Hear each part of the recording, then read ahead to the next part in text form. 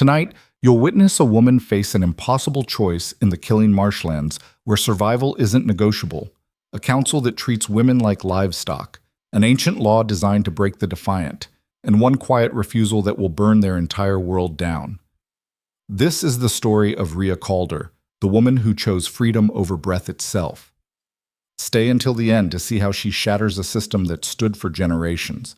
Drop a comment telling me what city you're watching from. Hit that like button. Let's begin.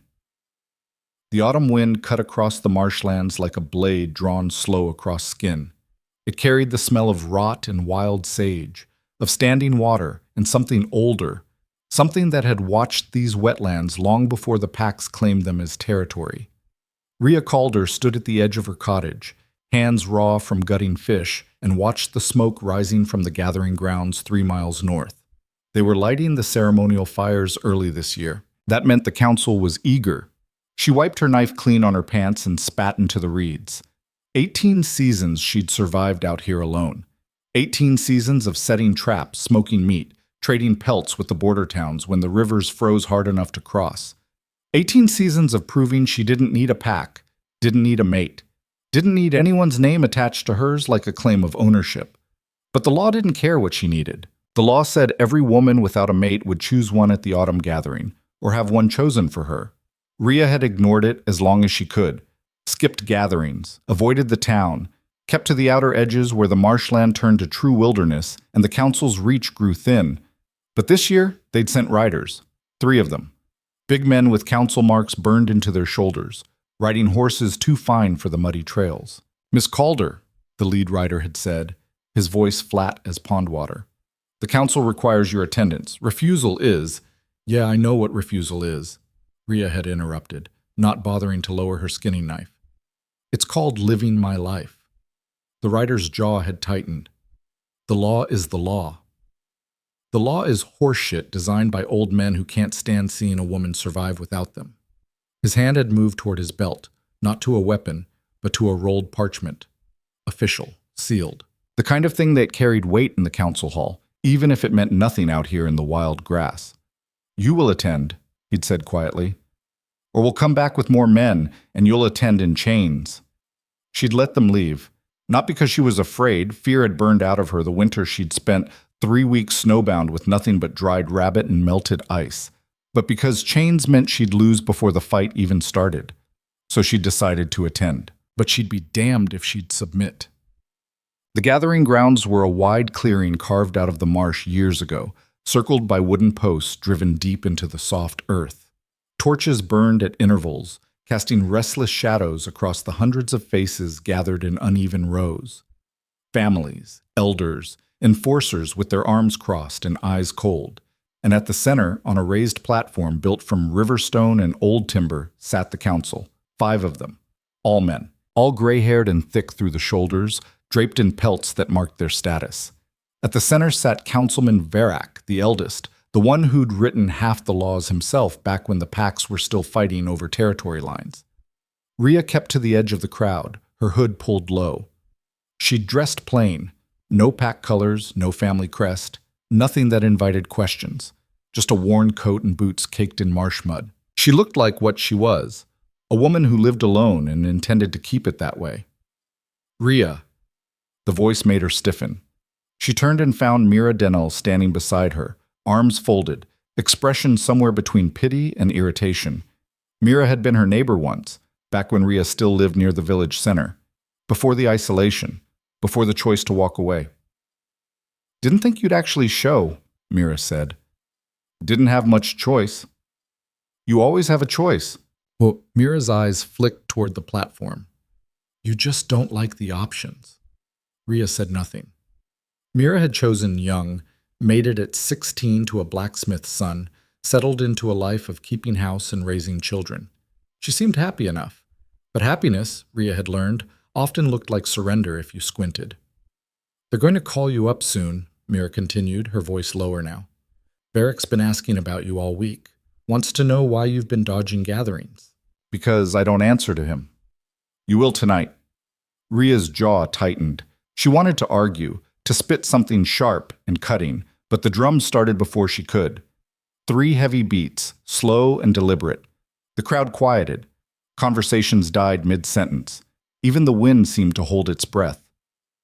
Councilman Varak rose from his seat. He was a big man, broad through the chest and scarred across one cheek from some long-ago fight. His voice carried without effort, deep and resonant, the kind of voice that made people listen whether they wanted to or not. "Another season closes," he began. "Another winter approaches. And as it has been since the first fires were lit in these marshlands, we gather to honor the old laws, to ensure our strength, to bind our families and secure our bloodlines." Rhea felt her stomach twist. Bloodlines. That's what they always called it. Like people were crops to be rotated. Like women were soil to be planted. "Tonight," Varric continued, "we call forward those who have not yet chosen, those who remain unmated. The law is clear. Choose or be chosen. No woman will enter winter alone." A murmur rippled through the crowd. Rhea caught a few glances thrown her way. She ignored them. Varric gestured to his left, where a younger councilman stood holding a brass bowl. "Those whose names are called will step forward. You will declare your choice, or the council will provide one." The first name rang out. A girl no older than 17, pale-faced and trembling, stepped onto the platform. She stammered her way through a declaration, naming some farmer's son from the eastern fields. The crowd clapped politely. Varric nodded. Binding complete. 3 more names, 3 more women, 3 more quiet submissions. Then Varric's eyes found Rhea. "Rhea Calder." The crowd shifted. Whispers started up like sparks catching dry grass. Rhea didn't move. "Rhea Calder," Varric repeated, louder now. "Step forward." Mira touched her arm. "Go. Don't make it worse." Rhea pulled her arm free and walked toward the platform. Every step felt deliberate, measured. She climbed the stone stairs and stood before the council, refusing to lower her gaze. Varric studied her for a long moment, his expression unreadable. "You've missed 4 gatherings," he said. "I've been busy." "Busy?"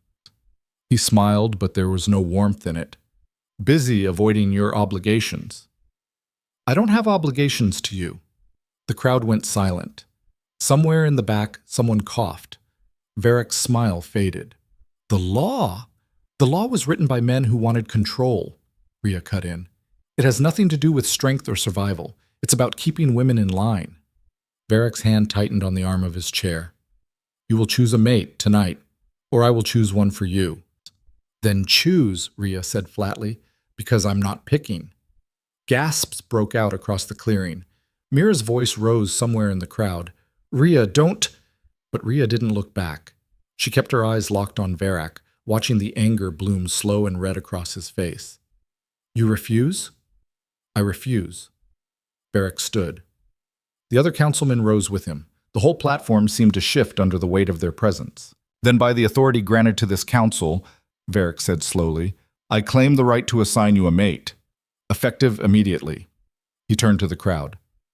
"Garen Locke, step forward." Rhea's blood went cold. Garen Locke was a brute, twice her size, with a reputation for cruelty and a temper that had landed more than one woman in the healer's tent. He grinned as he climbed onto the platform, his eyes raking over her like she was meat on a hook. "Councilman," Garen said, inclining his head, "you accept this binding?" "Gladly." Varric nodded. "Then it is done. Rhea Calder, you are bound to—" "No!" The voice came from the edge of the clearing, deep, calm, absolute. Every head turned. A man stepped out of the shadows between the torches, tall, broad-shouldered, dressed in travel-worn leathers and a cloak marked with symbols Rhea didn't recognize. His hair was dark, pulled back from a face that looked carved from stone, sharp jaw, hard eyes, scars tracing his knuckles. He walked forward with the kind of confidence that didn't ask for space. It simply took it. Varric's expression darkened. "Who are you?" The man stopped at the base of the platform. When he spoke, his voice carried across the clearing like a bell. "Kael Varen, Alpha of the Northern Frontier." He glanced up at Varric, then at Rhea. "And I'm invoking Old Right. I claim her first." The entire gathering erupted. Shouts, curses. Garen lunged forward, but 2 enforcers grabbed him before he could reach the stranger. Varric slammed his fist onto the arm of his chair, bellowing for silence. Old right hasn't been invoked in 30 years, Varric roared. Then it's about time, Kyle said evenly. He didn't raise his voice. He didn't need to. The law says any unmated alpha has the right to claim before council assignment, unless you've rewritten that part too. Varric's face went purple. He looked ready to spit nails. But he didn't argue. Because Kyle was right. The law, ancient, buried under decades of council manipulation, was still there, written in blood and ash. An alpha could claim first. Kale turned his gaze to Rhea. His eyes were gray, storm-colored, and completely unreadable. Do you accept my claim? Rhea stared at him. This stranger, this man she'd never seen before in her life, who just upended the entire gathering with 6 words. Her mind raced. If she said yes, she'd be bound to him instead of Garen, trading one cage for another. If she said no, Varric would force the binding anyway, and she'd spend the rest of her life under Garen's fist. Neither option was freedom, but one option bought her time. I accept, she said. Kale nodded once. He looked back at Varric. It's done.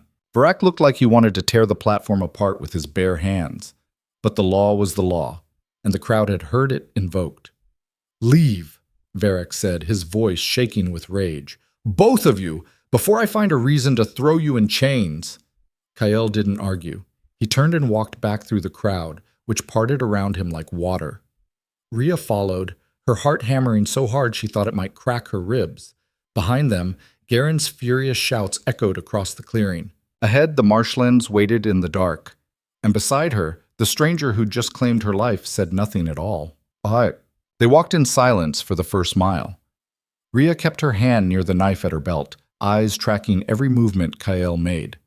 He didn't look back, didn't speak, just kept walking, his stride steady and sure, even in the failing light. Finally, she couldn't take it anymore. Why? Kale glanced over his shoulder.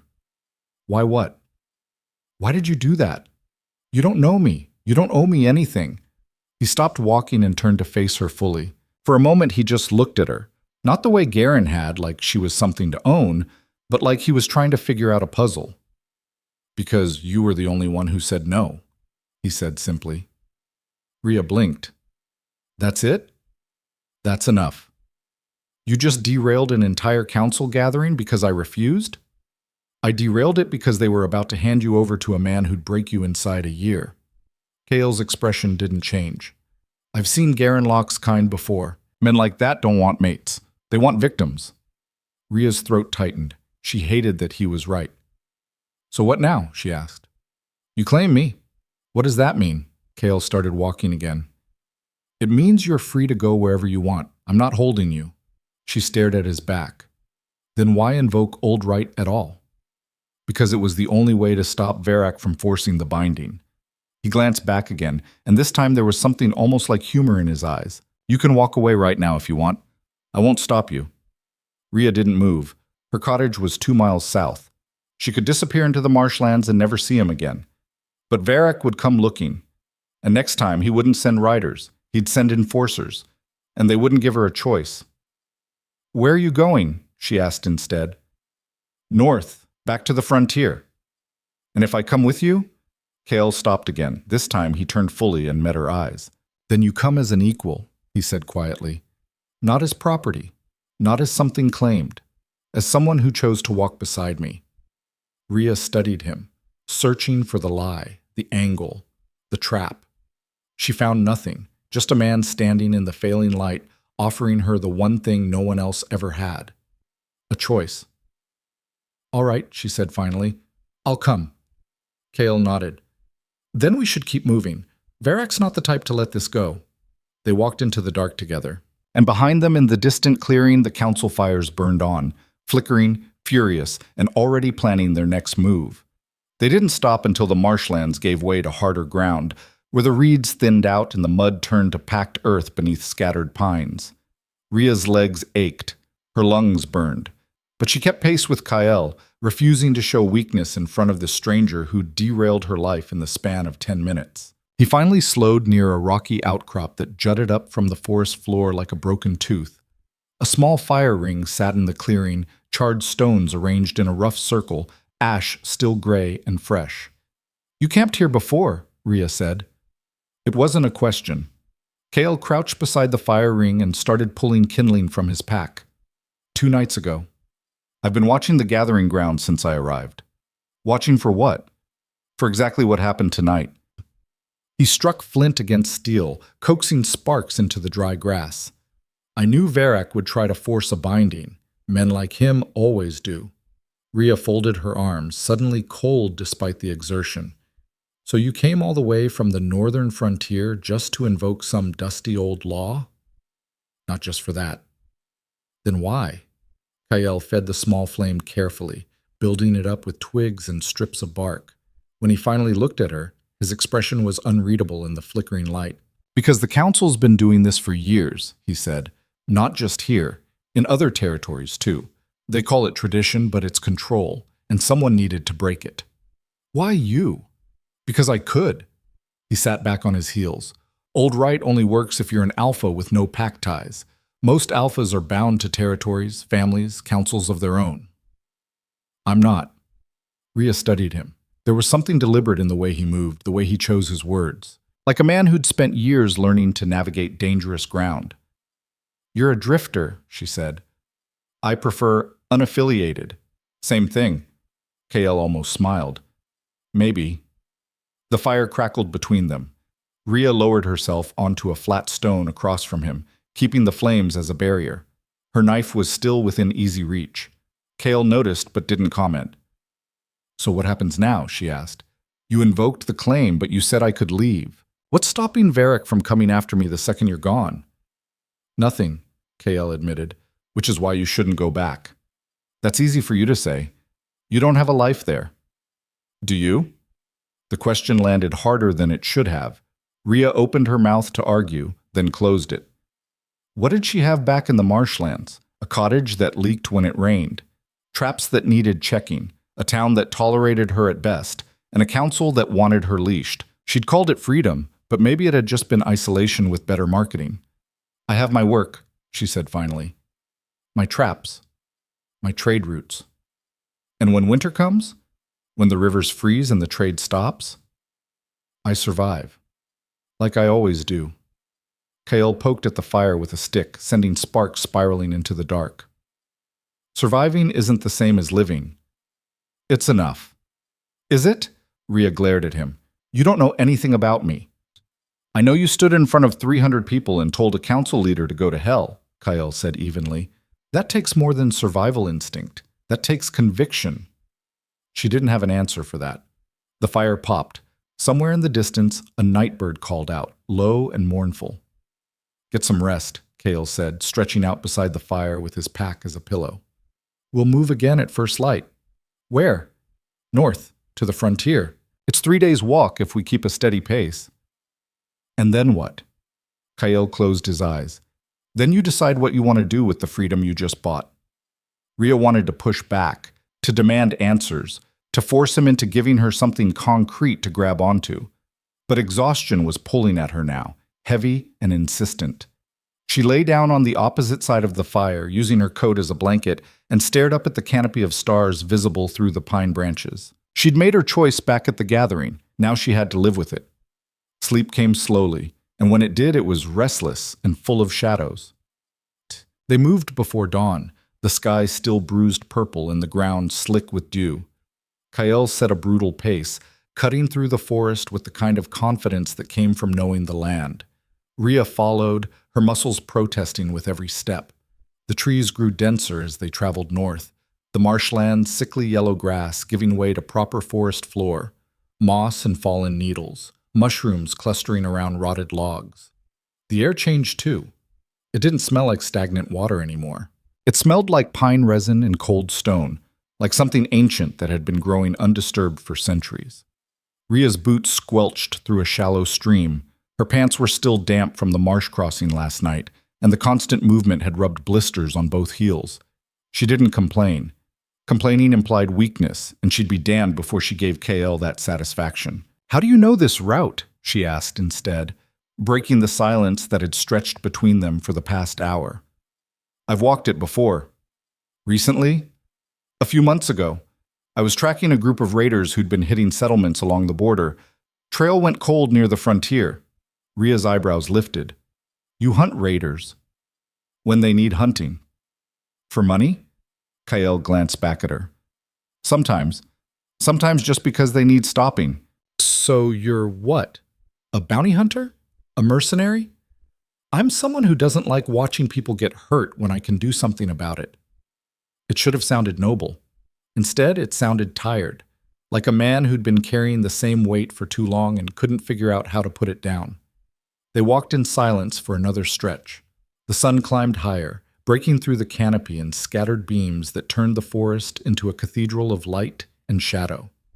Birds called overhead. Somewhere distant, a stream rushed over stones. It was beautiful. Rhea had spent 18 years in the marshlands and never once thought of them as beautiful. They were functional, survivable, a place that kept her alive but never made her want to stay. This forest felt different, like it was offering something instead of just tolerating her presence. Why did you really invoke Old Right? She asked suddenly. Kael didn't slow his pace. I told you, to stop Varak. That's the what. I'm asking about the why. You don't know me. You could have let the council do their thing and walked away clean. For a long moment, Kael didn't answer. Then he stopped walking and turned to face her fully. 3 years ago, he said quietly, I watched a council in the Western Territories force a binding on a woman who didn't want it. She fought, screamed, begged them to stop. They did it anyway. Called it tradition, called it law. His jaw tightened. 2 months later, she was dead. Her mate claimed it was an accident. The council ruled it natural causes. No investigation, no consequences. Rhea's throat constricted. What was her name? Elara. Kael looked away. She was my sister. The forest seemed to hold its breath. Even the birds went quiet. I'm sorry, Rhea said. The words felt inadequate, but she didn't have better ones. Kael shook his head. I didn't tell you to get sympathy. I told you so you'd understand why I did what I did last night. I couldn't save Elara. But I could save you. He started walking again, faster this time, like he was trying to outrun the memory. Rhea followed, her mind churning. She'd assumed Kael was just another alpha with a hero complex, someone who got off on rescuing damsels. But this wasn't about ego. This was about grief, about trying to make right something that could never be fixed. It didn't make her trust him more, but it made him make sense. They walked until midday, when the sun was directly overhead and the heat had turned oppressive despite the shade. Kael called a halt beside a narrow creek, the water clear enough to see stones on the bottom. Rhea knelt at the edge and splashed cold water on her face. Her reflection stared back, pale, sharp-featured, eyes shadowed from lack of sleep. She looked like someone running, which she supposed she was. How far to the frontier? She asked, refilling her water skin. Another 2 days if we don't run into trouble. What kind of trouble? Kael didn't look up from where he was checking his gear. Border patrols, rogues, sometimes hunters looking for easy marks. And if we run into Varak's men, then we deal with it. Rhea wanted to press him, to demand a real answer, but movement in the trees behind them made her freeze. She turned slowly, hand moving to her knife. A man stepped out from behind a thick pine. Then another. Then 3 more. They were armed, short swords, hunting bows, knives strapped to their belts. Their clothes were mismatched and dirty, the kind of gear worn by people who lived outside the law. Rogues, just like Kael had said. The leader was a wiry man with a scar bisecting his left eyebrow. He grinned when he saw Rhea, the kind of grin that made her skin crawl. Well, well, he said, his voice rough as gravel. What do we have here? Kael rose slowly, his hand resting on the hilt of the blade at his hip. His posture didn't change much, but something about him sharpened, like a weapon being drawn. Keep walking. We're not interested in trouble. The scarred man laughed. That's funny, because trouble's exactly what we're interested in.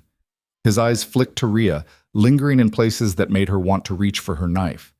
Pretty thing like that, wandering through the woods with just one guard? That's careless. I'm not her guard, Kael said quietly. There was no heat in his voice, no anger, just a flat statement of fact that somehow sounded more dangerous than any threat. "Then you won't mind if we take her off your hands." "I mind." The scarred man's grin widened. "You're outnumbered, friend. 5-1. Smart thing would be to walk away." "Smart thing would be for you to walk away," Kyle corrected. "I'm giving you the chance." One of the other rogues, a thick-shouldered brute with a face like a clenched fist, spat into the dirt. "You hear this guy, Vess? Thinks he can take all 5 of us." The scarred man, Vess, tilted his head. "You really that confident?" "No," Kale said. "I'm that experienced." Vess drew his sword. "Guess we'll find out." What happened next happened fast.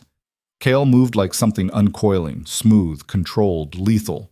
He closed the distance before Vess could finish his swing, catching the man's wrist and twisting hard. Bone cracked with a sound like a branch snapping. The sword clattered to the ground. Kale drove his knee into Vess's gut, then shoved him backward into one of his companions. Both men went down in a tangle of limbs. 2 rogues rushed him from the side. Kale spun, drawing his blade in one fluid motion. Steel met steel with a sharp ring that echoed through the trees.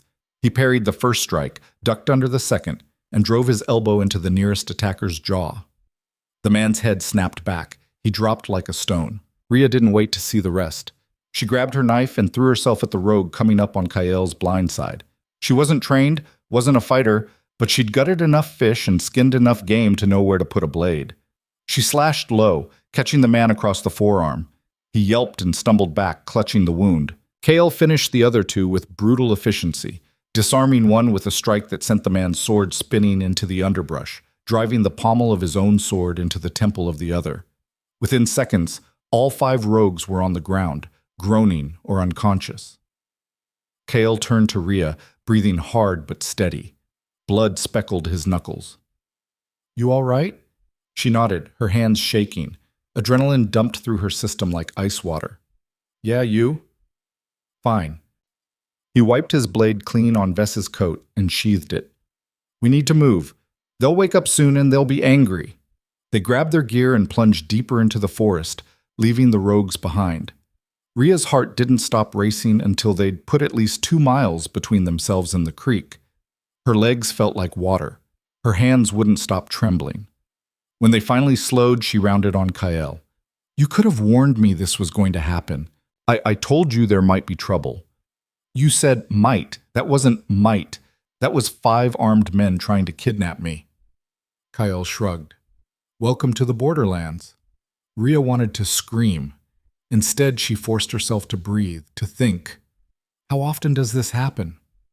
Often enough. The frontier doesn't have councils or laws, just people trying to survive. Sounds familiar?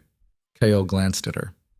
The difference is, out here, you get to decide how you survive. No one tells you who to be or who to belong to. Unless 5 rogues decide otherwise. That's why you learn to fight back. Rhea fell silent.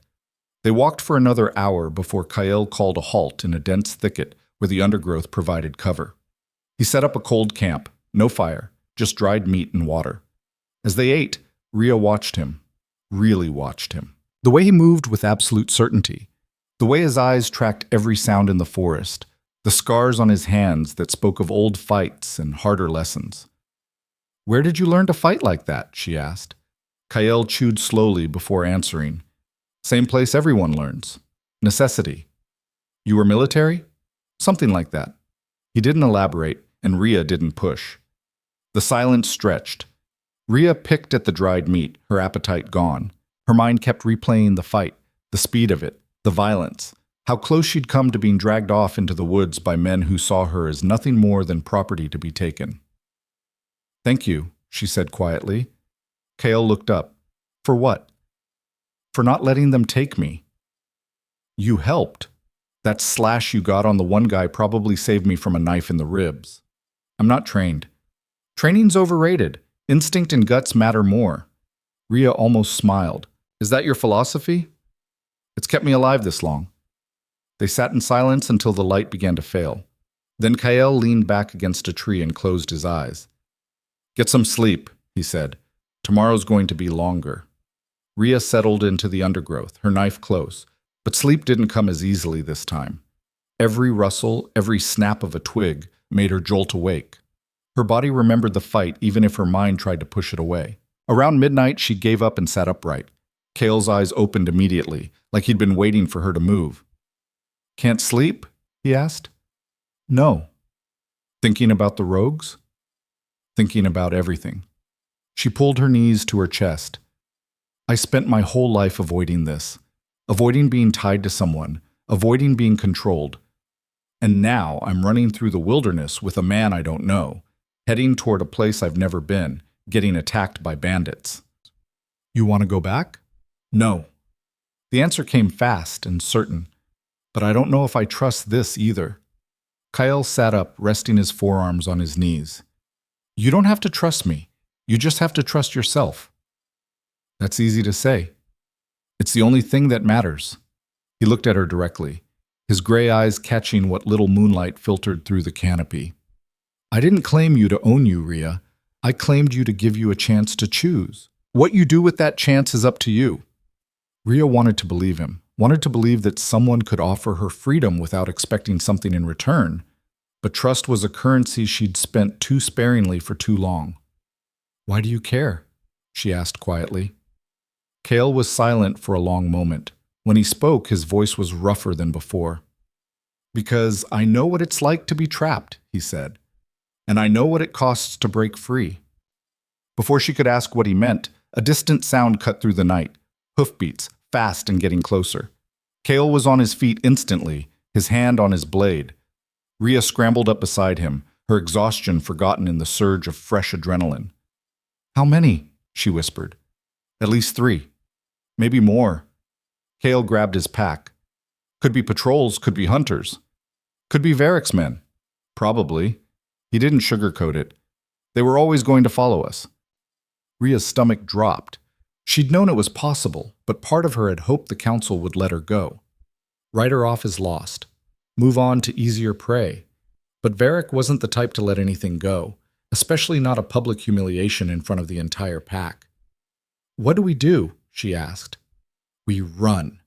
They crashed through the undergrowth, branches tearing at their clothes. The hoofbeats grew louder, closer. Shouts echoed through the trees, men calling to each other, coordinating the hunt. Rhea's lungs burned, her legs screamed. But she didn't slow down. Fear had a way of turning exhaustion into fuel. The forest floor started to slope downward, the trees thinning out. Rhea could hear something ahead, a low roar that got louder with every step. Water, a lot of it. They burst out of the tree line onto a rocky slope that dropped sharply into darkness. Below, a river roared, white water churning over jagged stones, wide and fast, and absolutely lethal. Kyle skidded to a halt at the edge. Behind them, torches flickered through the trees. The riders were closing in. Rhea could hear their voices now, close enough to make out words. "There! I see them! Cut them off before they—" Cale looked at the river, then back at the trees, then at her. His expression was grim. "Can you swim?" Rhea's eyes widened. "What? Can you swim?" "Yes, but then jump." "Are you insane? That river will kill us." "Maybe, but those men definitely will." Cale grabbed her hand, his grip iron tight. "On 3. 1. Wait. 2. Kyle, I swear to 3. They jumped. The world spun. Wind screamed past Rhea's ears. For one terrible, weightless moment, she was suspended in nothing. No ground, no sky, just empty air and the certainty that this was the stupidest decision she'd ever made. Then the river hit her like a fist. Cold, violent, absolute. Water closed over her head, driving the air from her lungs. Current grabbed her immediately, yanking her downstream like a toy in the hands of something massive and indifferent. She kicked hard, broke the surface, gasped for air. Something slammed into her shoulder. A rock. Pain exploded white-hot through her arm. She spun, went under again, fought her way back up. The current was too strong. It pulled her down, dragged her sideways, threw her against stones that felt like hammers. Her lungs screamed, her vision blurred. She couldn't tell which way was up. A hand grabbed her arm, strong, unyielding. "Kyle, He pulled her close, shouting something she couldn't hear over the roar of the water. His other arm locked around her waist. They tumbled together through the rapids, battered and half drowned, spinning through white water that wanted to pull them apart. Rhea's head broke the surface. She dragged in a breath that was half air, half river water, coughed, went under again. Kyle held on. The current threw them against a submerged log. Rhea's ribs screamed. Kyle grunted, but didn't let go. They spun past it, into a stretch where the river widened and the current slowed just enough to breathe. Kyle kicked hard, angling them toward the bank. Rhea helped as much as she could, her limbs heavy and numb from the cold. The shore was close. 20 feet, 15, 10. Her foot hit bottom, mud and stones. She stumbled, fell to her knees in the shallows, coughing up water. Kale hauled her the rest of the way onto the bank and collapsed beside her. For a long moment, neither of them moved. They just lay there in the mud, staring up at the stars, alive by sheer stupid luck. Rhea's whole body hurt. Her shoulder throbbed where the rock had hit her. Her ribs felt bruised, maybe cracked. Every breath was an effort. But she was alive. They were both alive. That, she finally managed, her voice raw, was the worst plan I've ever heard. Kale laughed, a rough, breathless sound that had no business existing after what they'd just been through. It worked, didn't it? We almost died. Almost doesn't count. Rhea wanted to hit him. Instead, she started laughing too. Hysterical, exhausted laughter that had no business existing after everything they'd just been through. It hurt her ribs, but she couldn't stop. When it finally subsided, she rolled onto her side and looked at him. "You're completely insane." "Probably. And I'm following you anyway." "Also probably insane." Rhea shook her head, still grinning despite herself, despite the pain, despite everything. "What have I gotten myself into?" Kale sat up slowly, wincing. Water dripped from his hair, from his clothes. He looked as battered as she felt. Freedom. Messy, dangerous, half-drowned freedom. Above them, on the ridge they'd jumped from, torches moved through the trees, but the riders couldn't follow. The river had swallowed their trail, washed it clean away. For now they were safe. For now they were free. Kale stood and offered her his hand. She took it, letting him pull her to her feet. Her legs wobbled, but they held. "Come on," he said. "Let's get out of the open before they find another way down." They limped into the forest together, soaked and battered and alive. Rhea's shoulder screamed with every step, but she gritted her teeth and pushed through. Pain was just information. It told her she was still breathing. They walked for what felt like hours, putting distance between themselves and the river. Finally, when Rhea's legs were ready to give out, Kyle stopped in a small clearing sheltered by thick evergreens. "Here," he said. "We'll rest here." Rhea collapsed onto the ground, too tired to care about comfort. Kyle dropped beside her, breathing hard. "We need to get you dry," he said, looking at her with concern for the first time since the jump. "You're shaking." She was. Her whole body trembled from cold and shock and exhaustion. Her teeth chattered so hard she thought they might crack. Kyle pulled dry clothes from his pack. Somehow the oilskin wrapping had kept them mostly protected, and handed them to her. "Change. I'll turn around." He did. Rhea stripped out of her soaked clothes with numb fingers, every movement agony. She pulled on the dry shirt and pants Kyle had given her. They were too big, but they were warm, and that was all that mattered. "Done," she said. Kale turned back, already changed into dry clothes himself. He spread their wet gear over branches to dry, then sat down beside her. "Your shoulder," he said, nodding at the way she was holding it. "Hit a rock." "Can you move it?" She tested it gingerly. Pain, but nothing that felt broken. "Yeah." "Good." He pulled out a small tin from his pack and handed it to her. "Salve, for bruises.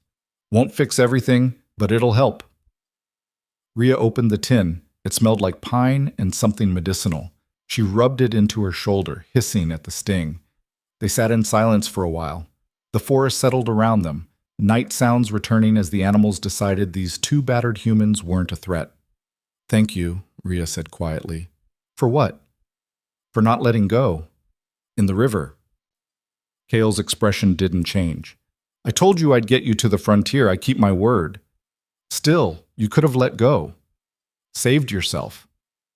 No, Kael said simply. I couldn't. Something passed between them then. Not trust, exactly. Not yet. But recognition. An understanding that they were bound together now by more than just some ancient legal claim. They'd survived something together. That meant something. Rhea lay back on the ground, staring up through the canopy. Her body ached everywhere, but the shaking had stopped. Warmth was slowly returning. We're really going to the frontier, she said. Not a question. Just accepting it. Yeah. What's it like there? Harsh, beautiful, free. Kael's voice was quiet. No councils, no laws except the ones people make for themselves. You survive on your own merit, not because someone decided you were valuable enough to keep around. Sounds lonely. It can be, but it's honest. Rhea thought about that. Honesty. She'd spent so long playing games with the council, dodging their demands, finding loopholes in their laws. She'd become good at it, good at being slippery, and never quite giving them what they wanted. But what would it be like to just exist, to not have to fight for every scrap of autonomy? I don't know how to do that, she admitted. Do what? Just be. Without fighting. Without proving something. Kael was quiet for a moment. You'll learn, or you won't. Either way, it'll be your choice. There was that word again, choice. Kael kept offering it to her like a gift, like something precious. Maybe because he knew how rare it really was. Somewhere in the distance, an owl called. Another answered. Rhea closed her eyes and let exhaustion pull her under. This time, when sleep came, it came quick and deep. And for the first time in as long as she could remember, she didn't dream of cages. And for the first time in as long as she could remember, she didn't dream of cages. She woke to the smell of smoke and something cooking. Her eyes opened slowly, the world coming into focus in pieces. Gray dawn light filtering through pine branches, the crackle of a small fire. Kael crouched beside it, turning something on a makeshift spit. Rhea sat up, her body protesting every movement. Her shoulder was stiff and swollen, her ribs tender to the touch. She felt like she'd been thrown down a mountain, which, in a way, she had been. You're awake, Kael said without looking up. How do you feel? Like I got beat up by a river. Accurate. He pulled the spit from the fire, showed 2 fish, their skin charred and crispy. Caught these this morning. You should eat. Rhea's stomach growled at the smell. She couldn't remember the last time she'd eaten anything that wasn't dried meat or stale bread. She took the fish Kael offered and tore into it, burning her fingers but not caring. They ate in silence. The forest around them was waking up, birds calling, squirrels chattering in the branches, sunlight beginning to burn through the morning mist. How far did we make it? Rhea asked between bites. About 10 miles from the jump point. Maybe more. Kael tossed a fishbone into the fire. We're close to the frontier now. Another day, maybe less. And then? Then you're free to do whatever you want. Rhea wiped grease from her chin. What if I don't know what I want? Then you figure it out. No one rushing you, no counsel breathing down your neck. It sounded simple when he said it like that, but Rhea had spent her entire life reacting to the council, to the laws, to the expectations everyone kept trying to force on her. The idea of just existing without something to push against felt foreign, almost frightening. What about you? She asked. What happens to you after we reach the frontier? Kael's expression didn't change. I keep moving, same as always. You don't stay anywhere? Not usually. Why not? He was quiet for a moment, staring into the fire. Because staying means getting attached, and getting attached means losing people. Rhea thought about his sister, about Alara, dead because of a council's greed and a system that valued control over life. She understood why Kael moved, why he didn't put down roots. Grief had a way of making permanence feel like a trap. That sounds lonely, she said. It is. He looked at her then, his gray eyes steady. But it's safer than the alternative. Before Rhea could respond, a sound cut through the morning quiet. Voices. Distant, but getting closer. Men's voices. Too many of them. Kael was on his feet instantly, kicking dirt over the fire. We need to move, now! They grabbed their gear and plunged into the forest, moving fast but quiet. Rhea's body screamed in protest, but she pushed through. Behind them, the voices grew louder, closer. They were being tracked. How did they find us? Rhea hissed. Doesn't matter. They did. Kale angled them uphill, toward rockier ground where their tracks would be harder to follow. Stay close. Don't stop. They climbed for what felt like hours. The terrain grew rougher. Loose stones, thick underbrush, fallen logs that had to be scrambled over. Rhea's lungs burned. Sweat soaked through her borrowed clothes. The voices behind them never faded. Finally, Kyle stopped at the edge of a steep ravine. Below, a narrow stream cut through the bottom, maybe 30 feet down. On the other side, the forest continued, thick and dark and promising cover. Can you climb down? Kyle asked. Rhea looked at the ravine wall. It was steep, but not vertical, plenty of handholds. Yeah. Then go. I'll follow. She didn't argue. She lowered herself over the edge and started down, her injured shoulder protesting with every movement. Rocks skittered loose beneath her boots, clattering down into the stream below. Halfway down, she heard shouts from above. The pursuers had reached the ravine. There! I see them! Rhea moved faster, her hand slipping on loose stone. She hit the bottom hard, stumbling into the shallow stream. Kale landed beside her a moment later. Run, he said. They splashed through the water and up the opposite bank, disappearing into the trees just as the first arrow whistled past Rhea's head and buried itself in a pine trunk. They're shooting at us, she gasped. Then don't slow down. The forest blurred around them. Rhea's heart hammered so hard she thought it might crack her ribs. Another arrow hissed past, closer this time. Kale grabbed her arm and yanked her sideways behind a massive boulder. How many? She panted. Kale risked a glance around the boulder. 6. Maybe 7. Can we lose them? Not if they keep shooting. He drew his blade. I'm going to give you a head start. What? No. Listen to me. His voice was hard, urgent.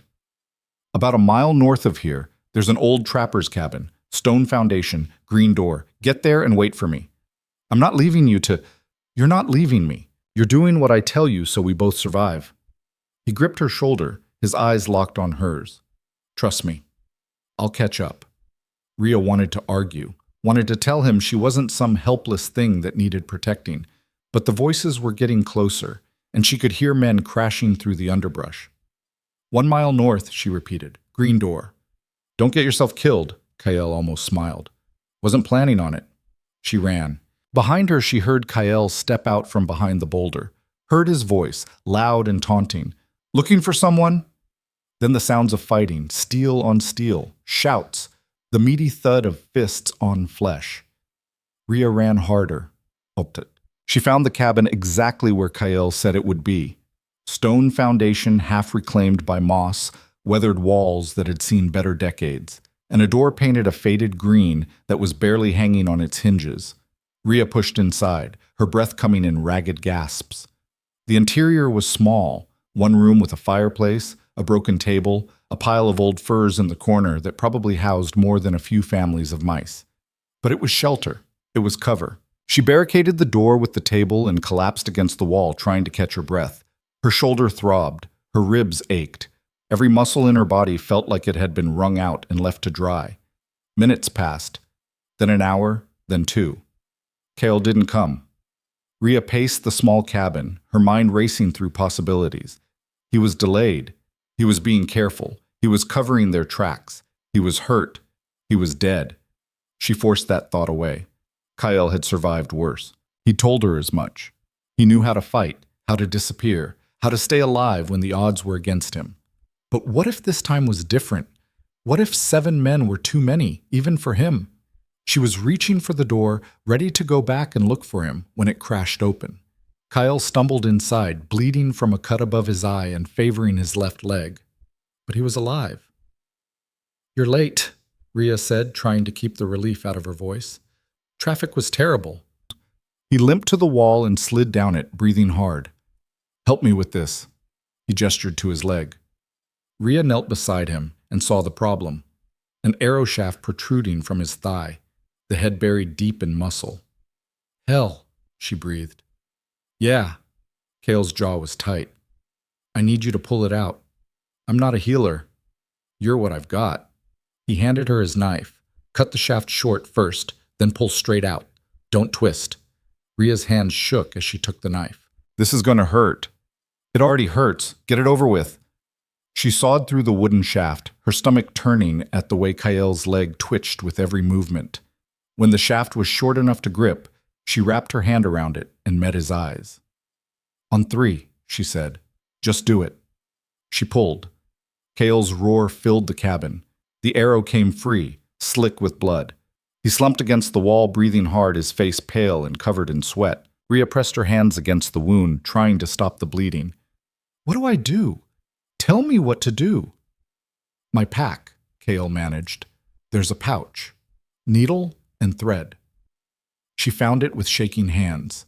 The needle was curved, meant for leather, but it would have to work. The thread was thick and waxed. I've never stitched a person before, she said. Same principle as leather, just go. Rhea threaded the needle and started stitching. Her hands steadied as she worked, muscle memory taking over from panic. She'd sewn up torn coats and split boots 100 times. This was just meat instead of hide. Kael didn't make a sound, but his knuckles went white where he gripped the edge of his coat. When she finished, the wound was closed. Not pretty, but functional. She wrapped it with strips torn from an old shirt she found in the corner. You did good, Kael said quietly. You're still bleeding. I'll live. He shifted, testing the leg. Pain flickered across his face, but he didn't cry out. Did anyone follow you here? I don't think so. I didn't see anyone. Good. He closed his eyes. We'll rest here tonight. Move again in the morning. Can you walk? I'll have to. Rhea sat back on her heels, exhaustion crashing over her. What happened back there? What needed to happen? I slowed them down, lost them in the rocks. He opened one eye. Took an arrow for the trouble, but they're not tracking us anymore. You sure? Sure enough. Rhea wanted to believe him. Wanted to believe they were safe, at least for tonight. But safety felt like a lie she'd stopped trusting a long time ago. She built a small fire in the fireplace, using wood from the broken table. The flames caught quickly, filling the cabin with flickering light and warmth. Outside, darkness fell fast and complete. They ate the last of the dried meat in silence. Rhea kept glancing at Kael's leg, watching for signs of fresh bleeding. The makeshift bandage held. You should sleep, Kael said. I'll keep watch. You're injured. I'm functional. You're exhausted. He wasn't wrong. Rhea felt like she could sleep for a week. But the thought of closing her eyes while Kael was hurt and they were being hunted felt wrong. We'll take shifts, she said. I'll take first watch. You rest. Kael looked like he wanted to argue, but pain and blood loss were making the decision for him. He nodded once and closed his eyes. Within minutes, his breathing evened out. Rhea sat by the fire, her knife across her lap, and watched the darkness outside the broken windows. The forest was alive with sound, wind in the trees, animals moving through the underbrush, the distant call of something hunting. She thought about everything that had happened in the past 3 days. The gathering. Kael's claim, the jump into the river, the chase, the arrow. Her old life felt like something that had happened to someone else. Hours passed. The fire burned low. Rhea fed it carefully, keeping the flames small. Too much light would give away their position. She was adding another piece of wood when she heard it. Footsteps outside, slow and deliberate. Her hand went to her knife. She moved to the window and peered out into the darkness. Nothing. Just trees and shadows. The footsteps came again, closer this time. Definitely human. Definitely coming toward the cabin. Rhea shook Kael awake. He came alert instantly, his hand going to his blade despite the pain in his leg.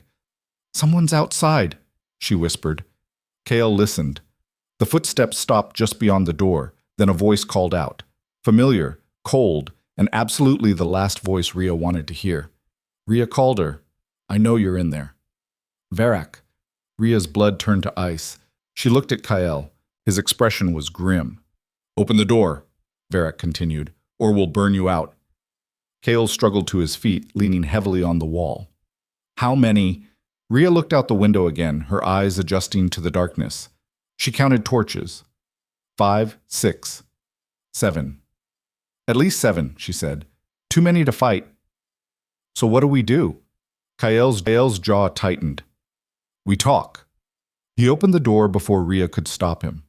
Varric stood in the clearing, flanked by 6 armed men. The councilman looked older in the torchlight, harder, meaner. His eyes found Rhea and narrowed. You've caused me a great deal of trouble, girl, he said. Good, Rhea shot back. Varric's expression didn't change. Come with me now, and I'll consider this matter settled. You'll return to the pack, accept the binding to Garen Locke, and we'll forget this entire foolish episode. Not a chance. Then I'll drag you back in chains, and you'll accept the binding in front of the pack as a lesson to anyone else who thinks they can defy council law. Kael stepped forward, his weight carefully balanced to hide the injury. She's under my claim. You have no authority here. Varric's laugh was ugly. Your claim means nothing outside the marshlands, boy. Out here, you're just another drifter, and she's pack property. I'm not property, Rhea said, her voice shaking with rage. You are what the council says you are. Varric gestured to his men. Take her. The enforcers moved forward. Kael raised his blade, but his leg buckled. He went down hard, the wound tearing open. Blood soaked through the bandage. 2 men grabbed Rhea. She fought, kicking, biting, clawing, but they were stronger. They dragged her toward Varric while Kael struggled to stand. Leave her alone, Kael roared. Varric backhanded him across the face. Kael went down again, blood streaming from his nose. Rhea screamed. Quiet, Varric said, gripping her chin. You're going to learn your place, girl, one way or another. Something inside Rhea snapped. Not fear, not submission. Something harder. Something that had been building since the gathering, since the jump, since every moment she'd spent running from men who thought they owned her. Rage. Pure, crystalline, absolute rage. She stopped fighting the men holding her. Instead, she looked Varric dead in the eye and said, very clearly, You want to know why I ran? Varric's expression flickered with confusion. It wasn't because I was afraid of the binding, Rhea continued, her voice steady now. It was because I found the records. The clearing went silent. Varric's face went pale. What records? The breeding ledgers, the bloodline charts, the lists of women assigned to men based on genetic traits, not choice. Rhea's smile was cold. I broke into the council hall 2 months ago, read every document in your private office. I know what you've been doing, Varric, and I know why. The councilman's hand tightened on her chin. You're lying. Am I? Then why did you assign Miradenal to the blacksmith's son when her family wanted her matched with the merchant's boy? Because the blacksmith's line produces stronger children. Why did you force the binding on Sarah Vest 3 years running until she accepted? Because her bloodline carries resistance to marsh fever. Varric's face had gone from pale to red. Shut your mouth. You're not preserving tradition, Rhea said, louder now. You're breeding us like livestock, and you've been doing it for decades. One of the enforcers holding her loosened his grip, uncertainty flickering across his face. Varric drew his knife. I said shut your mouth. Or what, you'll kill me in front of witnesses? Rhea laughed, wild and reckless. Go ahead, but the ledgers are still out there, and I'm not the only one who knows where they are. It was a bluff, a complete desperate bluff, but Varric didn't know that. His hand shook, the knife wavered, and in that moment of hesitation, Kael moved. He swept the legs out from under the nearest enforcer, grabbed the man's sword, and drove it through Varric's shoulder. The councilman screamed. The knife clattered to the ground. Chaos erupted. The enforcers released Rhea and rushed Kael. She dove for Varric's fallen knife and came up swinging. She caught one man across the forearm, opened up a deep cut. He stumbled back, cursing. Kael was a whirlwind despite his injury, parrying, striking, moving with desperate efficiency. But he was hurt and outnumbered. An enforcer's fist caught Rhea in the ribs. She went down hard, the wind knocked out of her. The man raised his sword. A roar split the night. Not human. Something deeper, wilder, primal. Everyone froze. From the darkness at the edge of the clearing, shapes emerged. Wolves, massive, with eyes that reflected the torchlight like coins. They moved in silent coordination, surrounding the clearing. The enforcers backed toward each other, fear replacing aggression. The largest wolf, gray-furred with a scarred muzzle, stepped forward. Its eyes found Kael. Something passed between them. Recognition. Then the wolf looked at Varric, and its lips pulled back from teeth the size of daggers. Varric stumbled backward, clutching his bleeding shoulder. "Fall back," he gasped. "Fall back now!" The enforcers didn't need to be told twice. They grabbed Varric and ran, disappearing into the forest. The sounds of their retreat faded quickly. The wolves didn't pursue.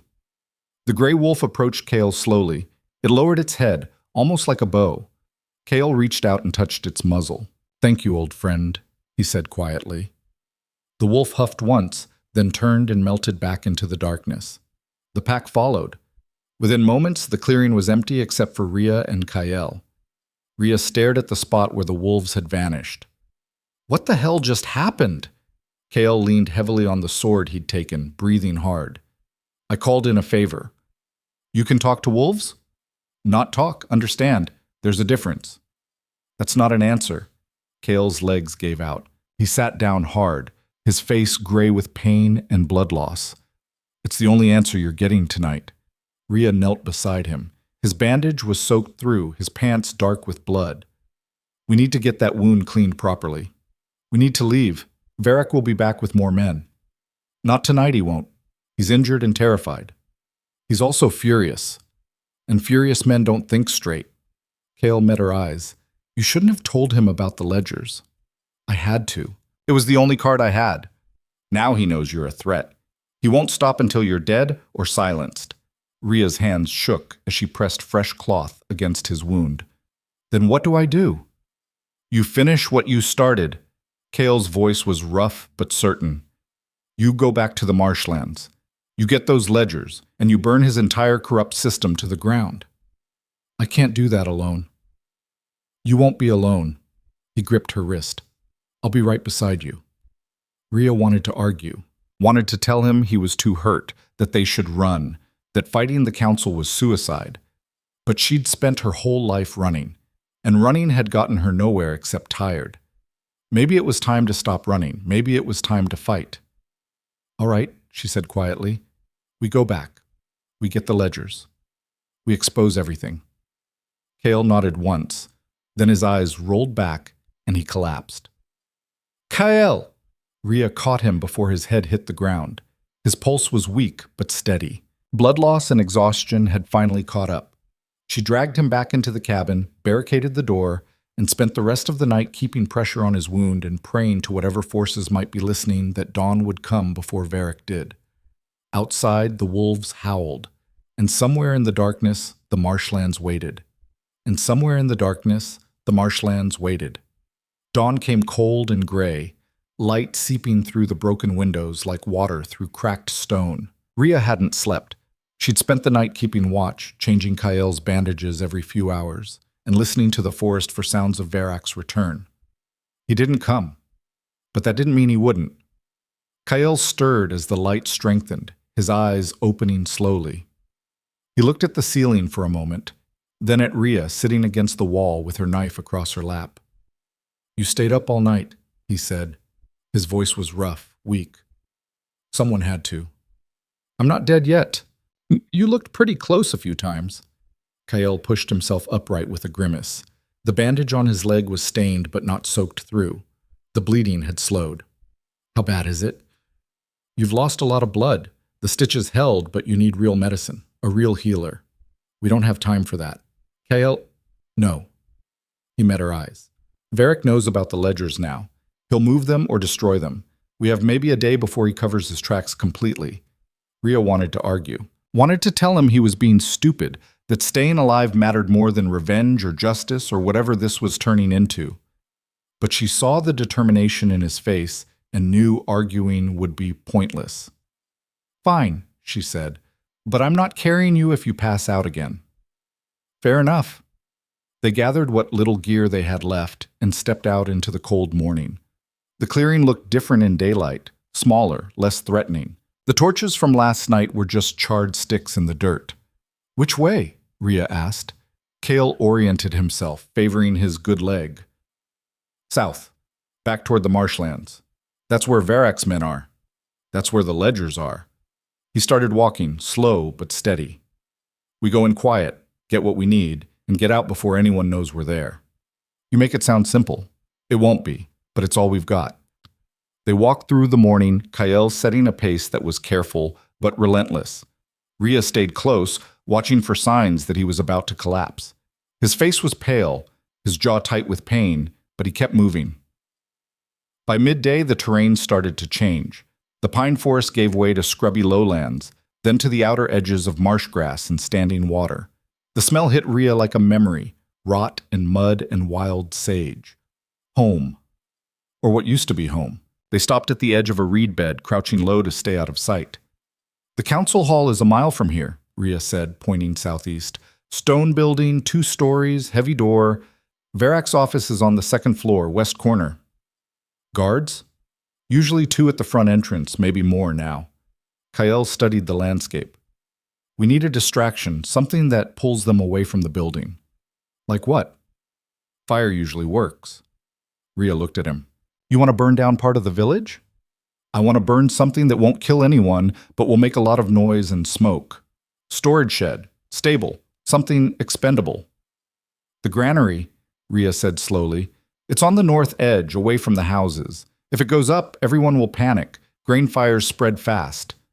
How do we get to it without being seen?" "There's a drainage channel that runs along the eastern side of the village. It's covered in places. We can use that." Kael nodded. "Show me." They moved through the marshlands like ghosts, keeping to the low ground and thick reeds. Rhea led them to the drainage channel, a narrow ditch cut through the earth decades ago to keep the village from flooding during heavy rains.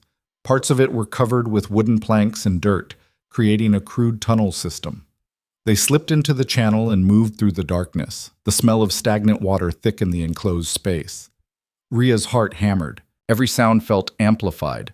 The splash of their boots, the scrape of Kael's injured leg against stone, her own breathing harsh and loud. After what felt like hours, but was probably only 20 minutes, they reached a grate that opened near the granary. Through the metal bars, Rhea could see the building, tall and wooden, its sides painted white with marsh lime. "There," she whispered. Kael examined the grate. It was old, rusted, held in place by bolts that had corroded over time. He worked at them with his knife until they gave way. The grate lifted with a low groan. They climbed out into an alley between the granary and a tool shed. The village was quiet. Most people would be working in the fields or down at the docks, but quiet didn't mean empty. Kael pulled a small flask from his pack and soaked a rag with the contents. The smell of lamp oil filled the air. "When this goes up," he said, "run for the council hall.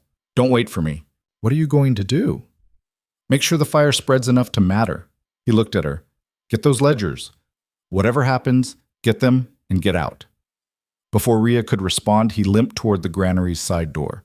She wanted to stop him, wanted to tell him this was insane, that they should find another way, that she couldn't do this without him. But there wasn't another way. And they both knew it. Kael disappeared inside the granary. Rhea counted to 30 in her head, her muscles coiled tight. Then smoke started pouring from the granary's upper windows. Shouts erupted from the village center. Bells started ringing, the alarm for fire. People came running from every direction, carrying buckets, shouting orders. Rhea ran the opposite way. She cut through the chaos, keeping her hood up and her head down. No one looked at her twice. Everyone was focused on the fire. She reached the council hall and found it exactly as she'd feared. The front entrance was still guarded, but only by 1 man now instead of 2. The other must have gone to help fight the fire. She circled to the back of the building where a narrow window sat level with the ground, a coal chute that led to the basement. She'd used it once as a child, sneaking in on a dare. It would be tight, but she could fit. Rhea jimmied the window open and squeezed through, dropping into the darkness below. She landed hard on a pile of coal dust, her impact sending up a black cloud. She covered her mouth and waited for her eyes to adjust. The basement was exactly as she remembered, low-ceilinged, cluttered with old furniture and forgotten supplies. A staircase at the far end led up to the main floor. She climbed it slowly, testing each step for creaks. At the top, she pressed her ear against the door. Silence. She cracked it open and peered out into the hallway. Empty. The council hall felt strange without people in it. Too big, too quiet, like a church after everyone had gone home. Rhea moved through the corridors on memory and instinct, heading for the stairs that led to the second floor. Varroc's office door was locked. Of course it was. Rhea pulled a thin piece of metal from her pocket, a lockpick she'd made years ago from a broken fishhook. It took her 3 tries, her hands shaking, before the lock clicked open. The office was exactly as she remembered from 2 months ago when she'd broken in the first time. A heavy desk dominated the center of the room. Bookshelves lined the walls, and in the corner, behind a painting of some long-dead council leader, was a safe built into the wall. Rhea moved the painting aside. The safe was old but solid, with a combination lock that would take hours to crack.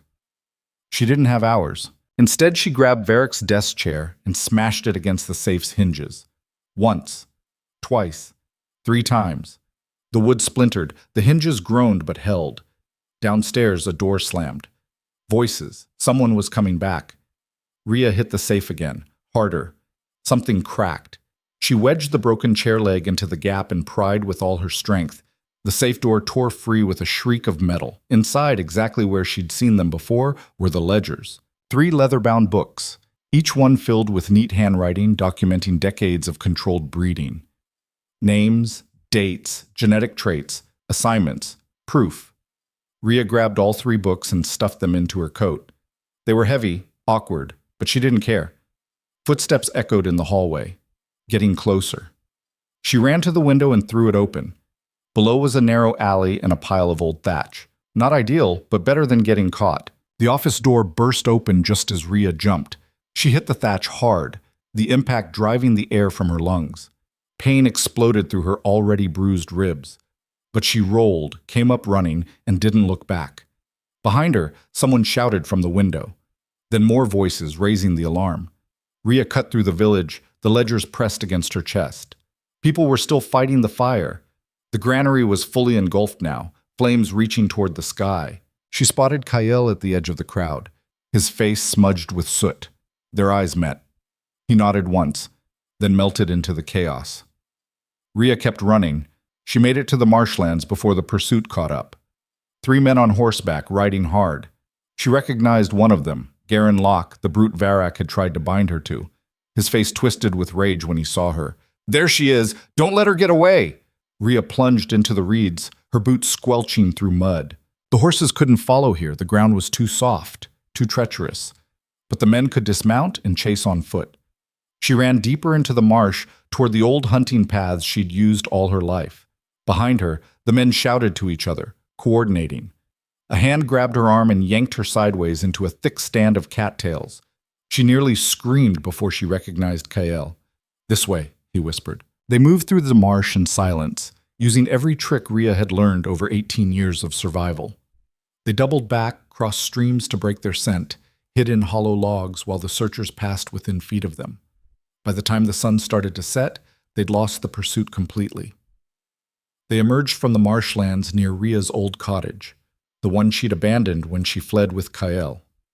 It looked exactly as she'd left it, lonely and weathered at the edge of the world. "We can rest here," she said, "just for tonight." Inside, everything was as she'd left it. Dust covered the surfaces. The fireplace was cold and empty.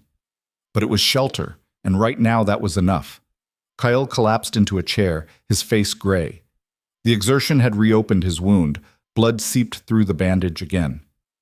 "Let me see it," Rhea said. She unwrapped the bandage carefully. The stitches were holding, but barely.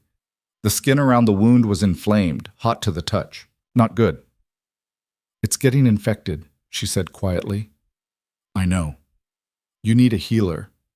What I need is for you to finish this." Kyle nodded at the ledgers on the table. "You have the proof. Now you need to show it to people. Make them understand what Varroc's been doing." "How? The council controls everything. Who's going to believe me?" "The people who've been hurt by the system. The families who watched their daughters get assigned to men they didn't choose. The ones who lost loved ones to forced bindings." Kale leaned forward. "You call a gathering, just like Varroc did to you. But this time you control the narrative." Rhea stared at the ledgers. Her hands shook just looking at them. "I can't stand in front of the entire pack and—" "Yes, you can. You've already done harder things. You've survived Varroc, escaped the council, jumped into a raging river, and stolen proof of their corruption from under their noses. Kael's voice was firm. You're stronger than you think, and you're not alone. You can barely stand. I don't need to stand. I just need to be there. He met her eyes. This is your fight, Rhea, but I'll be right beside you when you fight it. Rhea wanted to argue, wanted to find a reason why this wouldn't work, why she couldn't do this, but she couldn't think of one that wasn't just fear talking. All right, she said finally. I'll call a gathering tomorrow night. How do we get people to come? The same way we got their attention before, with fire. The next day, smoke rose from the ceremonial grounds at sunset. Not from the gathering fires, those were cold and dark. This smoke came from the torches Rhea had planted in a circle around the platform where the council usually sat. She'd sent word through the village that morning, using people she trusted, Mira and a few others who'd always been kind to her, who'd whispered their own doubts about the council when they thought no one was listening. The message was simple. Come to the gathering grounds at sunset. Learn the truth about the council. Now she stood on that platform, the ledgers in her arms, and watched as people began to arrive. They came slowly at first, suspicious and confused, then in larger groups as curiosity overcame caution. By the time the sun touched the horizon, nearly 200 people stood in the clearing. Not as many as the autumn gathering, but enough. Varric arrived with his remaining councilmen and a dozen enforcers.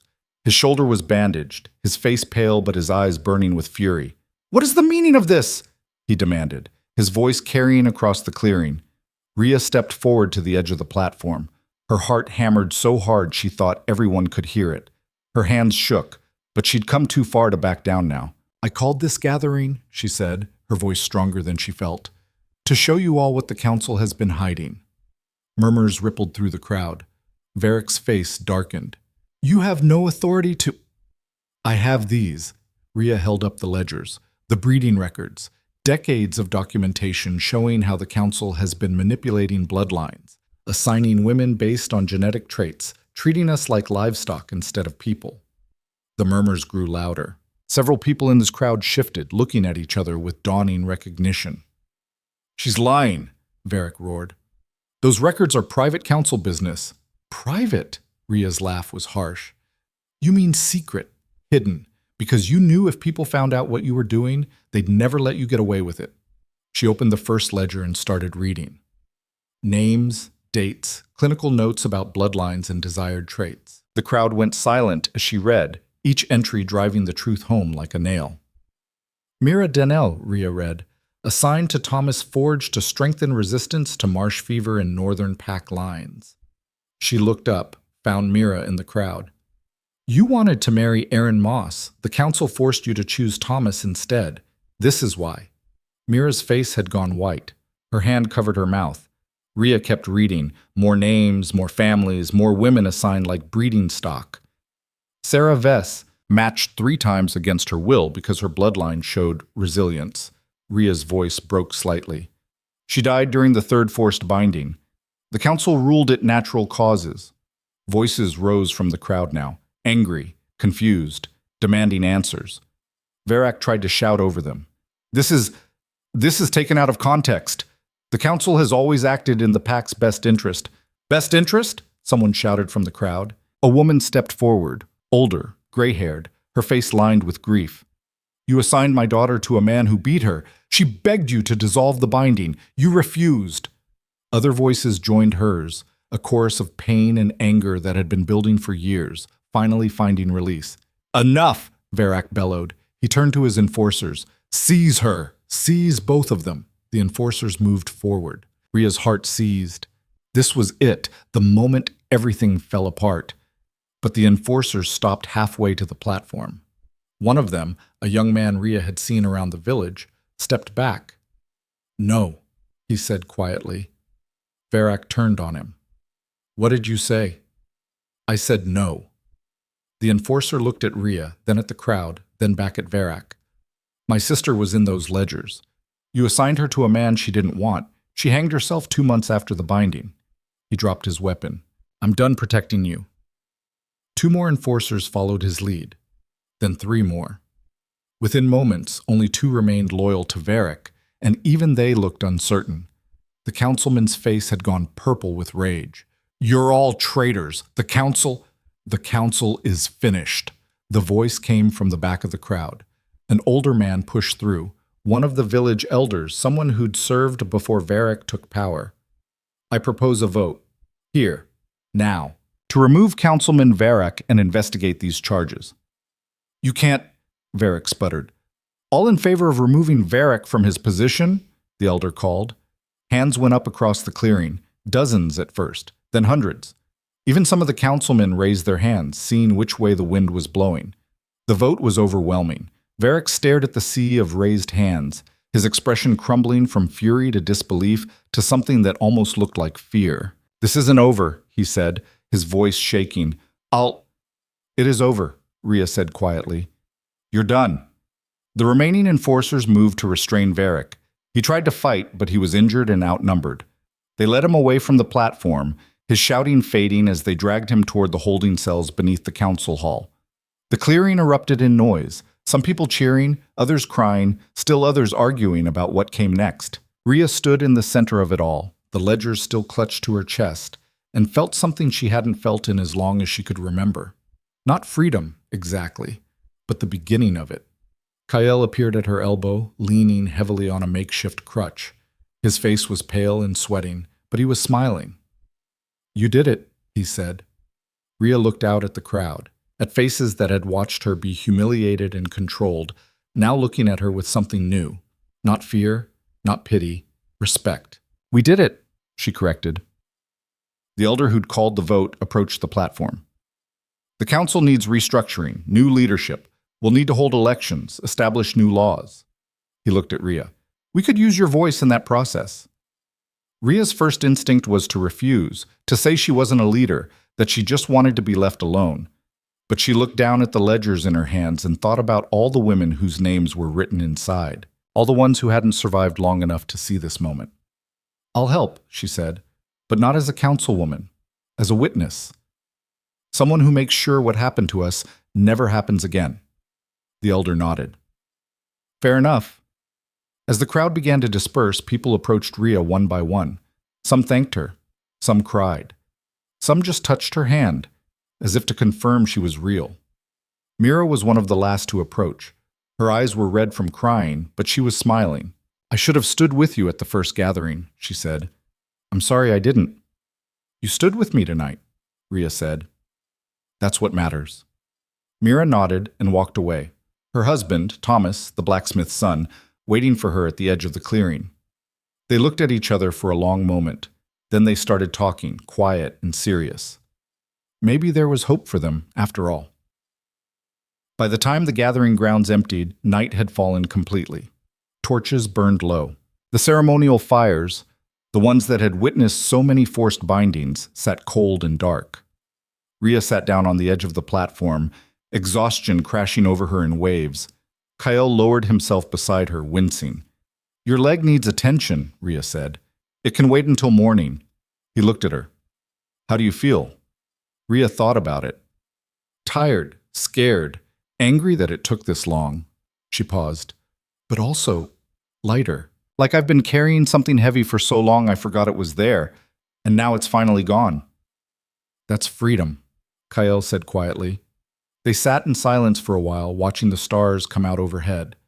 The marsh was quiet around them, no pursuit, no counsel, no threats, just the wind in the reeds and the distant call of nightbirds. What happens now? Rhea asked. That's up to you. I don't know what I want. Then you have time to figure it out. Kale looked at her. No one's forcing you to decide tonight. Rhea smiled. It felt strange on her face, unfamiliar. You know, when you claimed me at that gathering, I thought you were just another alpha trying to control me. And now? Now I think you might be the first person who ever saw me as something other than a problem to solve or property to own. She met his eyes. Thank you for that. Kyle's expression softened. You saved yourself, Rhea. I just gave you the space to do it. Maybe that was true. Maybe it wasn't. Rhea wasn't sure it mattered anymore. What mattered was that she was here, alive, free. And for the first time in her life, she had a choice about what came next. The marshland stretched out around them, dark and familiar and full of possibilities. And for the first time, Rhea thought maybe she'd stay and see what those possibilities looked like. And for the first time, Rhea thought maybe she'd stay and see what those possibilities looked like. The healer came at dawn, an old woman named Sarah, who'd been tending wounds and illness in the marshlands longer than Rhea had been alive. She took one look at Kyl's infected leg and made a sound that was half disgust, half professional assessment. "You're lucky you still have the leg," she said, unwrapping the makeshift bandage. "Another day and I'd be cutting it off."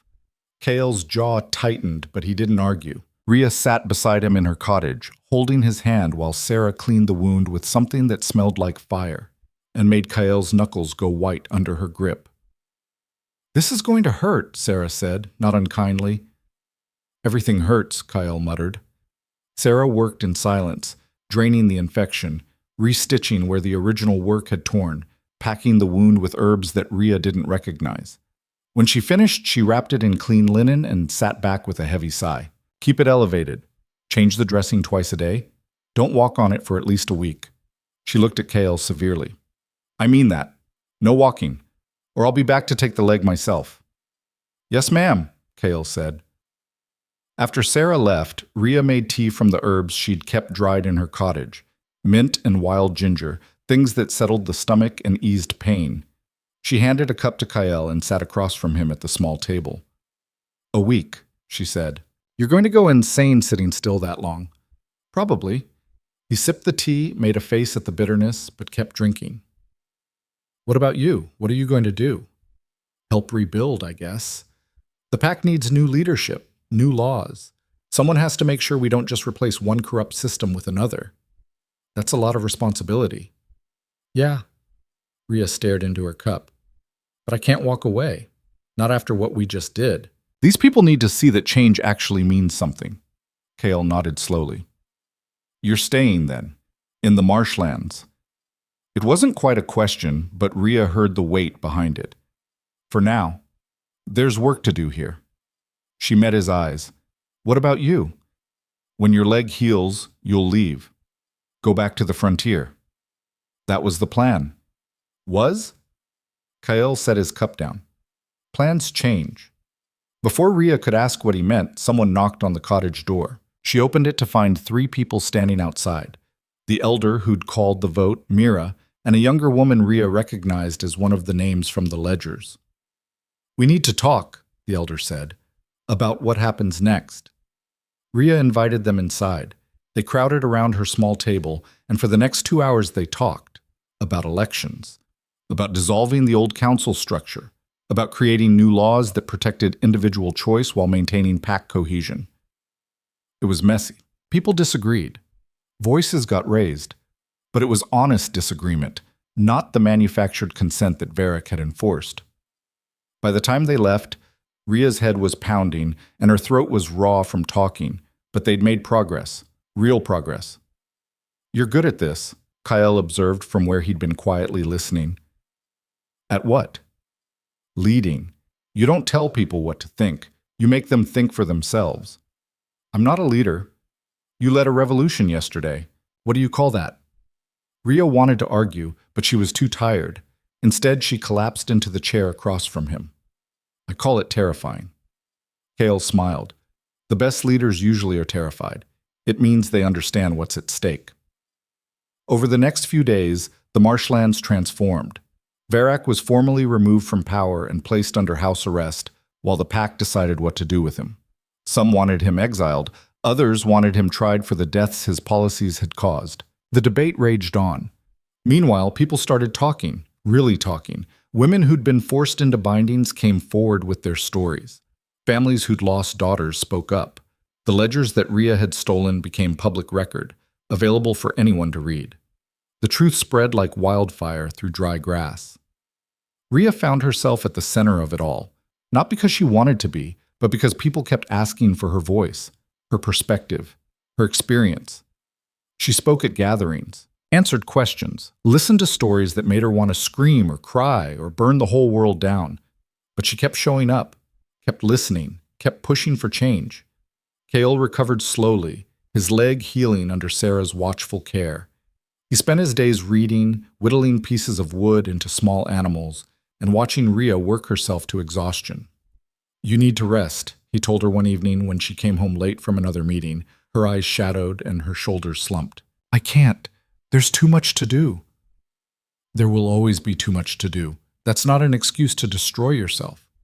Rhea sat down heavily. If I stop, if I rest, I'm afraid it'll all fall apart. That Varrac's people will find a way back into power. That everything we fought for will just evaporate. Kale set down the piece of wood he'd been carving. You can't hold this together alone. You need to trust that other people care about this as much as you do. What if they don't? Then you build a system that doesn't rely on one person caring. You build something that survives even when people fail. He looked at her steadily. That's the difference between what you're doing and what Varric did. He built a system that required absolute control. You're building one that distributes power. Rhea wanted to believe him, wanted to believe that she could step back, that the changes would hold without her constant vigilance. But trust had never come easy. The next morning, she woke to shouting outside her cottage. She threw on clothes and rushed out to find a crowd gathering near the village center.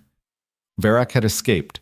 Someone, one of his remaining loyal followers, had broken him out of house arrest during the night. They'd fled north toward the disputed territories where pack law didn't reach. The crowd was furious, frightened, demanding action. Rhea pushed through to where the elder was trying to restore order. What happened?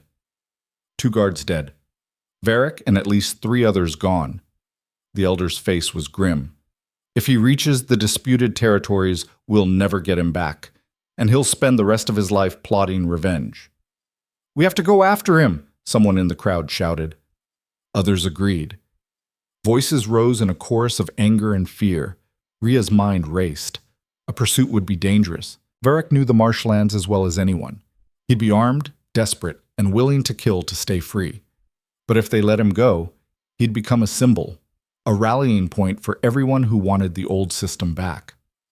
I'll go, Rhea said. The crowd went quiet.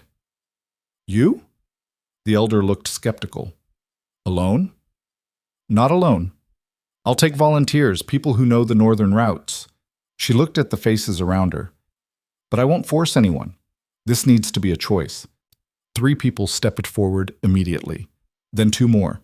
Within minutes, she had a group of 8, all capable trackers, all people who'd been hurt by Varrac's policies. Kale appeared at the edge of the crowd, leaning on a crutch. You're not going without me. Your leg is healing. I can ride, I can track. And you need someone watching your back. His tone left no room for argument. Rhea wanted to protest, but she knew that look. Kyle was coming whether she wanted him to or not. Fine, but if you slow us down, I'm leaving you behind. Fair enough. They gathered supplies, food, weapons, medicine, and set out within the hour. The trail was easy to follow at first. Varric and his men had been in a hurry, leaving broken reeds and disturbed mud in their wake. But as they moved deeper into the northern marshlands, the trail grew harder to read. Varric was being more careful now, using streams to hide his tracks, doubling back to create false trails. By the second day, they'd lost the trail completely. The group made camp in a clearing surrounded by thick cattails. Tension ran high. People were tired, frustrated, starting to doubt whether this pursuit was even possible. We should split up, one of the trackers suggested. Cover more ground. No, Rhea said. Varric's group is at least 4 strong, maybe more. If we split up and run into them, we'll be outnumbered. Then what do? We can't track what we can't see. Rhea looked at Kyle. He'd been quiet all day, scanning the landscape with that focused intensity she'd come to recognize. What are you thinking? She asked. I'm thinking Varrac's not trying to reach the disputed territories anymore. What do you mean? Kale pointed north. The disputed territories are that way, but his trail was angling west before we lost it. There's nothing west of here except the old ritual grounds, Rhea finished, understanding dawning, where the ancient council used to meet before the village was built. What's there now? Nothing. Ruins, old stone markers. She thought hard. But there are caves beneath the ritual grounds, deep ones. You could hide an army in them if you knew where to look. Kale nodded. He's not running, he's regrouping, probably hoping to gather more followers, build up his forces before he makes another move. One of the other trackers swore. If he's fortifying a position, we can't take him with just 9 of us. We don't need to take him, Rhea said slowly, an idea forming. We just need to make sure he can't use those caves. How? Collapse them. Seal him in until we can come back with enough people to dig him out safely. It was risky, dangerous. If they got the timing wrong, they could trap themselves along with Varak, but it was better than letting him build an army. They reached the old ritual grounds at sunset the next day. The place was exactly as Rhea remembered from childhood explorations, a wide clearing ringed by standing stones worn smooth by centuries of wind and rain. In the center, a dark opening descended into the earth. Kale scouted the perimeter while the others waited in the tree line. He returned after 20 minutes, his expression grim. There are at least 6 of them down there. Maybe more. I saw guards posted at the cave entrance. Can we get past them? Not without a fight. Rhea looked at their small group. They were brave, determined, but they weren't soldiers. A direct assault would get people killed. Then we don't go through the entrance, she said. There's another way into the caves, a ventilation shaft on the east side. It's narrow, but 1 or 2 people could fit. Where does it lead? To the main chamber. If we can get inside, plant supports, and bring down the right section of ceiling, we can seal the main entrance from inside and trap them. Kale studied her. You've done this before? Once. When I was 12 and stupid. Almost got myself killed. She met his eyes. But I remember the layout. It wasn't much of a plan, but it was all they had. Rhea and Kale went in alone, leaving the others to create a distraction if things went wrong. They found the ventilation shaft exactly where Rhea remembered, a narrow crack in the rock face, barely wide enough for a person to squeeze through. Rhea went first, her shoulders scraping against stone as she wormed her way down into darkness. Behind her, Kyle followed, his breathing harsh in the confined space. The shaft opened into the cave system after 20 feet of crawling. Rhea dropped into a narrow passage and waited for Kyle to join her. In the distance, she could hear voices echoing through the stone, Varak and his men, arguing about something. They moved through the darkness, Rhea navigating by memory and touch. The main chamber was ahead. She could see the flicker of firelight reflecting off wet stone. There, she whispered, pointing to a section of ceiling where ancient support beams held up a particularly unstable section of rock.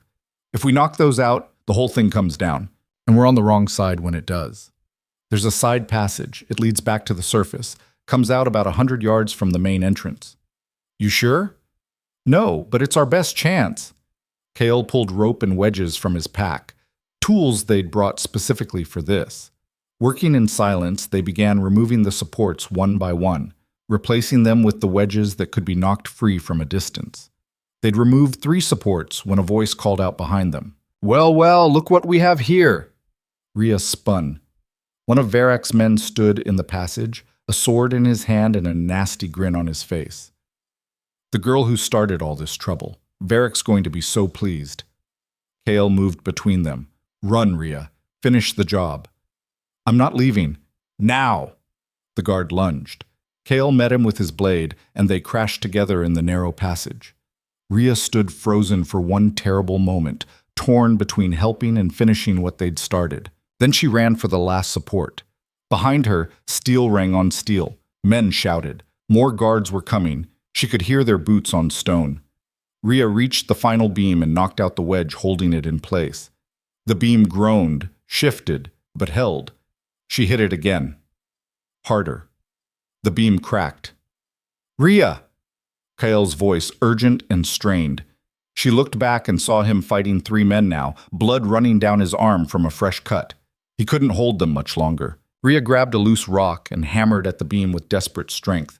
It gave way with a sound like thunder. The ceiling began to collapse. Move! Rhea screamed. Kale threw himself backward as tons of rock crashed down where he'd been standing. Dust filled the air, choking and blinding. Rhea grabbed his arm and pulled him toward the side passage as the main chamber collapsed behind them. They ran through the darkness, the mountain groaning and shifting around them. Rocks fell from the ceiling. The floor buckled. Rhea's lungs burned from dust and fear. Then she saw it. A sliver of moonlight ahead. The exit. They burst out of the cave just as a final section of ceiling gave way with a roar that shook the ground. The main entrance disappeared beneath a mountain of rubble. Rhea and Kyle collapsed on the ground outside, gasping for air. The rest of their group came running from the tree line. Are you all right? What happened? Did it work? Rhea coughed up dust and nodded. It worked. They're sealed in. We'll need excavation equipment and a lot of manpower to get them out safely. One of the trackers peered at the collapsed entrance. They have air? The ventilation shafts are still open. They won't suffocate, but they're not going anywhere either. It took 3 days to organize the excavation. During that time, Rhea sent messages to the Pack Council, the interim one they'd established after Varric's removal. She detailed what had happened, what they'd found, what needed to be done. When the excavation team finally broke through to the sealed chamber, they found Varric and his 6 followers alive but defeated. No fight left in them, no escape plan. Just exhausted men who'd gambled everything and lost. Varric was brought back to the marshlands in chains. This time, the pack voted on his fate publicly. The decision was exile, permanent and absolute. He would be escorted to the border territories and forbidden from ever returning under penalty of death. It wasn't the dramatic ending some people wanted, but it was just. And justice, Rhea was learning, mattered more than revenge. The morning Varric was escorted out of the marshlands, Rhea stood at the edge of the village and watched him go. He looked smaller somehow. Older, broken. He didn't look at her as he passed, and Rhea felt nothing. No triumph, no satisfaction, just a quiet sense of closure. It was over. Really over. In the weeks that followed, the marshlands began to heal. The new council, elected by open vote, with term limits and accountability measures built in, started the slow work of undoing decades of corruption. They dissolved forced bindings, established protections for individual choice, rewrote laws to prioritize consent over tradition. It wasn't perfect. There were arguments, setbacks, people who resisted change. But it was better. Measurably, undeniably better. Rhea found herself drawn into the process despite her reluctance. Not as a councilwoman, she'd refused that role repeatedly, but as an advisor. Someone who remembered what it felt like to be powerless and could speak for those who still felt that way. Kale's leg healed slowly but completely. Sarah declared him fit for travel 6 weeks after the cave collapse. You could stay, Rhea told him one evening as they sat outside her cottage, watching the sunset paint the marsh in shades of gold and crimson. I could, Kale agreed, but I'm not Pack, never have been. Staying would feel like pretending. You saved my life, multiple times. That makes you Pack in my book. Maybe, but I'm still a drifter at heart. He looked at her. The frontier's calling. I've been away too long. Rhea had known this was coming, had been preparing for it, but it still hurt more than she expected. When do you leave? Tomorrow. At first light. That soon? If I wait any longer, I won't go. Kale's voice was soft. And we both know I have to go. Do we? He took her hand. You have work here, Rhea. Important work. You're rebuilding an entire system, giving people back their voices. That's not something you can walk away from. What if I want to? You don't. Not really. He smiled. You're exactly where you're supposed to be, doing exactly what you were meant to do. And what about us? The question hung in the air between them. Kael didn't answer right away. When he did, his voice was careful. I care about you, more than I've cared about anyone in a long time, but I can't be what you need me to be. What do you think I need? Someone who stays, someone who builds